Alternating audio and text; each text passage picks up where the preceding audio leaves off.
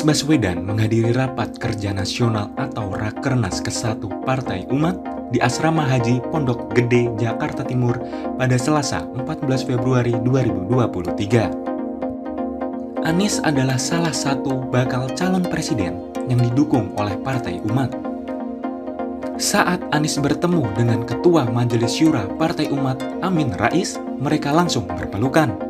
Akhirnya dari sekian partai yang segan bicara kalau mereka menggunakan politik identitas dalam pemilu, seperti PKS misalnya, Partai Umat malah dengan gagah berani mengungkapkan kalau mereka akan menggunakan politik identitas sebagai jati dirinya.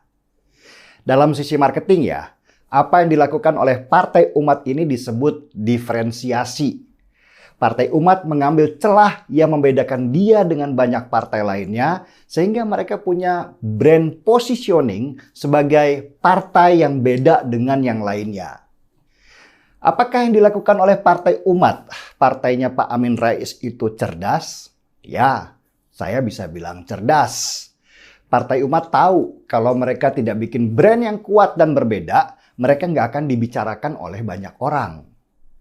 Sebagai partai baru yang benar-benar baru, sebuah partai harus punya pembeda dengan partai lainnya yang berfungsi sebagai kompetitor mereka.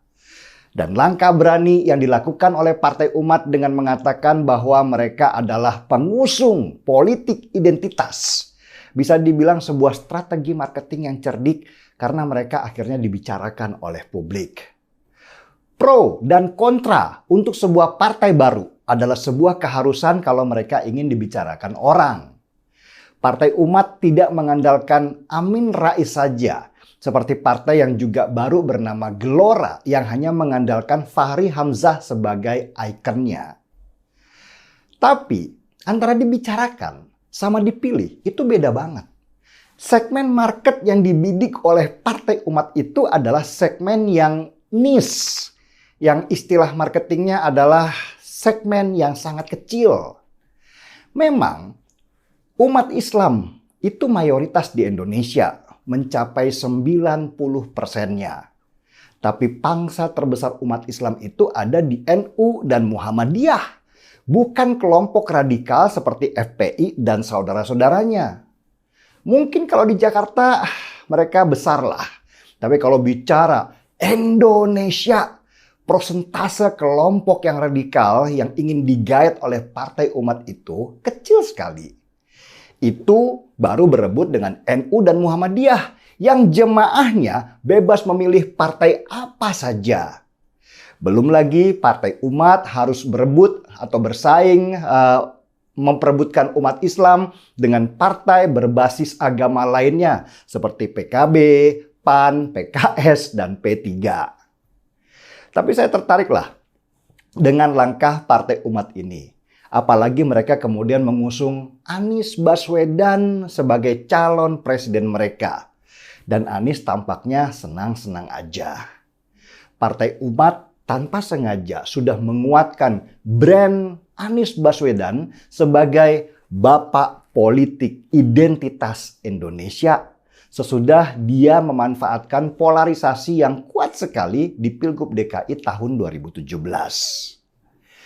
Tim suksesnya Anies Baswedan yang saya yakin mereka itu sekarang kelimpungan. Satu sisi narasi Anies Baswedan sebagai bapak politik identitas itu merugikan nama Anies secara keseluruhan. Tim ses Anies ingin mencuci bersih Anies dari narasi politik identitas dengan menyandingkan Anies Baswedan dengan kelompok agama lainnya seperti Kristen atau Hindu. Anies bahkan didandani habis-habisan sebagai bapak toleransi dengan hadir di acara-acara keagamaan non-Islam. Meski jujur aja, tetap jadi bahan ketawaan banyak orang karena terlihat canggung dan tidak natural. Tapi mereka butuh itu supaya bisa meraih massa selain kelompok radikal yang konsisten memilih Anies Baswedan. Anies Baswedan waktu diwawancara juga bicara terus-menerus membangun kontranarasi bahwa dia bukan bapak politik identitas. Waktu saya memimpin Jakarta, apakah ada jejak politik identitas? Katanya. Ini pernyataan yang lucu dari seorang Anies yang menunjukkan kedangkalan wawasannya tentang apa itu politik identitas.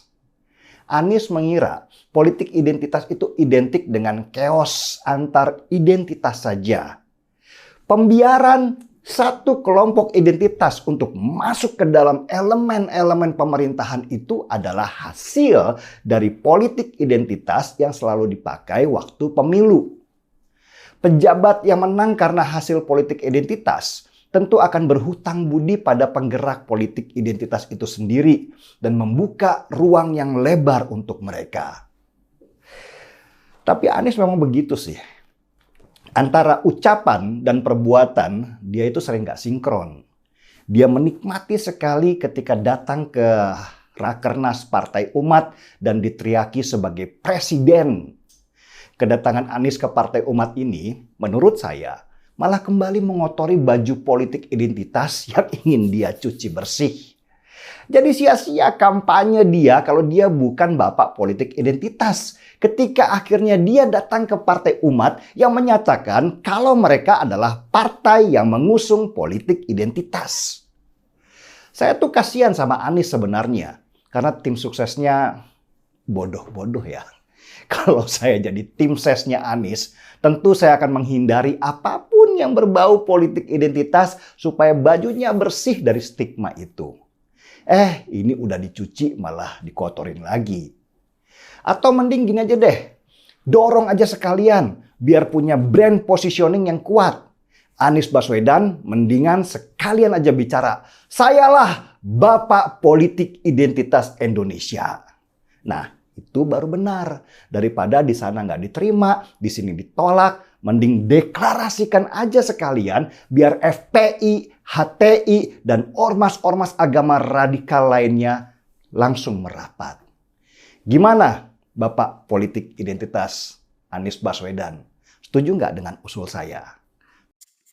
Iya, apa yang disampaikan oleh Denny Siregar itu menurut saya sangat tepat ya.